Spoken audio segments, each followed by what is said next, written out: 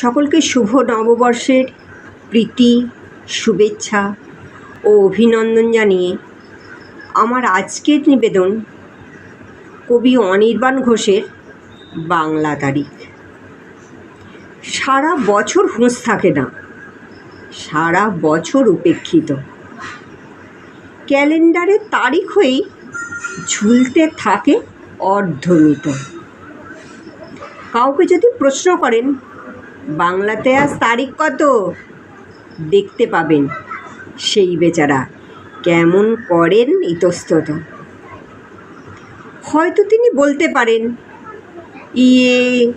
মানে বাংলা তারিখ কেমন করে বলবো, সব কমে তো আর লাগে না ঠিক। তাও আমাদের পয়লা বৈশাখ, তাও আমাদের বর্ষবরণ, আসর সাজায়, কাঁসর বাজায়, উদ্দীপনার নানান ধরন। বাংলা বছর বলতে হাতে সাকুল্যে দিন দু চারখানি, একটি তো তার পয়লা বৈশাখ, অন্যটিকেও সবাই মানি। ঠিক ধরেছেন, কবিগুরুর জন্মতিথি বৈশাখ মাসে, আষাঢ় শ্রাবণ একটি দুটি, বাদ বাকিতে কি যায় আসে।